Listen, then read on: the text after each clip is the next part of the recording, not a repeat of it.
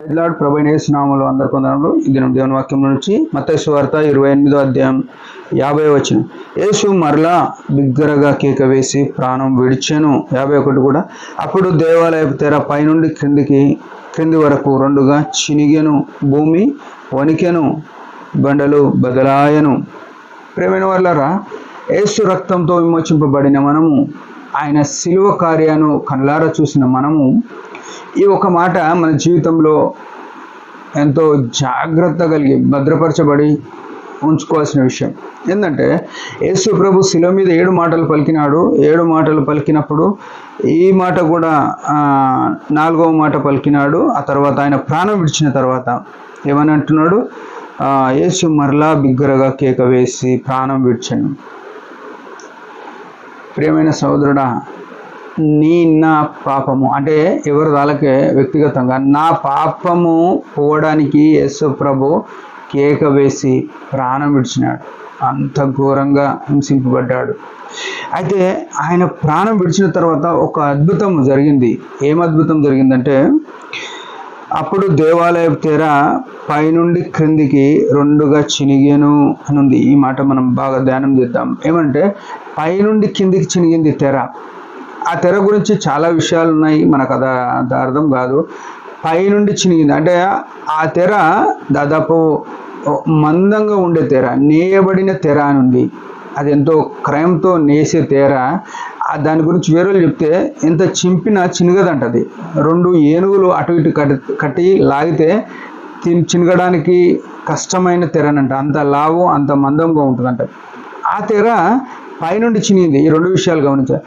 ఒక బలమైన తెర పైనుండి చినిగింది అంటే అర్థం ఏంటంటే, పైన ప్రభు ఉన్నాడు. యేసు ప్రభు నేను భూ సంబంధిని కాదు అని చెప్పినాడు. ఆయన పైన ఉన్నాడు కాబట్టి పైనుండి చిన్న. ఒకవేళ కింది నుండి చినిగితే మనుషులు చింపినట్టు అవుతుండే, భూ సంబంధమైన చినుగుడు అవుతుండే. కానీ ఆయన పరసంబంధి. యేసు ప్రభుని అంగీకరించే మనం కూడా పై ఉన్న వాటి మీద, అందుకే కొలసీలో ఉంటుంది ఏమనంటే, మీరు క్రీస్తుతో కూడా లేబడిన వారైతే పైనున్న వాటి మీద పై వైపు చూడాలి. యేసు ప్రభు పైనుండి ఆ తెర చింపినాడు.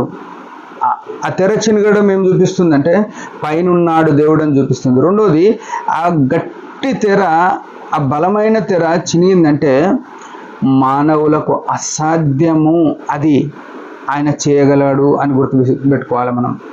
మానవులు ఇది చింపడం కష్టము అనుకున్నది ఆయన చింపినాడు, అది గుర్తుపెట్టుకోవాలి. 3వ విషయం ఏంటంటే, ఆ తెర చినుగుట ఏం చూపిస్తుందంటే అతి పరిశుద్ధ స్థలము కనబడేటట్టు చేసినాడు. పాత నిబంధన ప్రకారము దేవుడు మోషేకి ఏమిచ్చినాడు?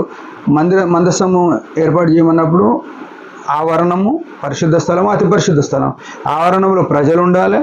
పరిశుద్ధ స్థలంలో దేవుని గంగాలము, కొన్ని అక్కడ ఉపకరణములు ఉంటాయి. బలిపీఠం ఉంటుంది.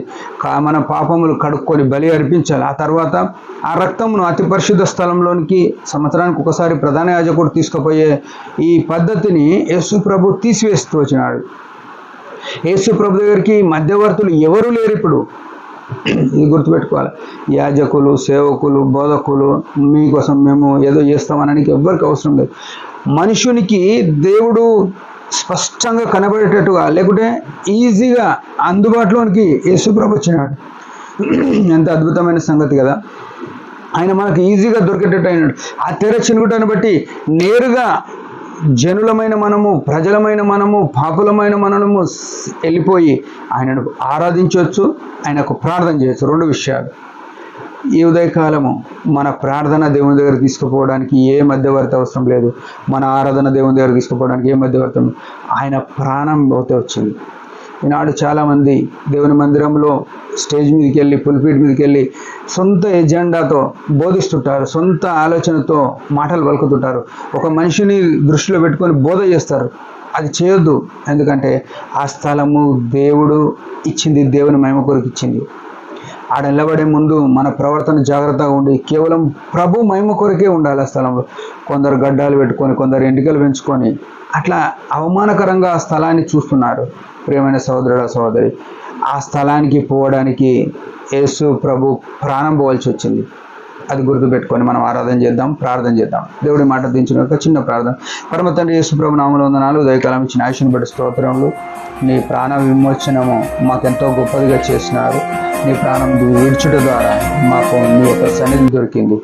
అది మర్చిపోక నేను ఎల్లప్పుడు ఆరాధన చేయడానికి కృపణీయమని యేసు నామములో ప్రార్థిస్తున్నాం తండ్రి. ఆమెన్. మీరందరి పరిచయం గురించి బాగా ప్రార్థన చేయండి. Praise the lord.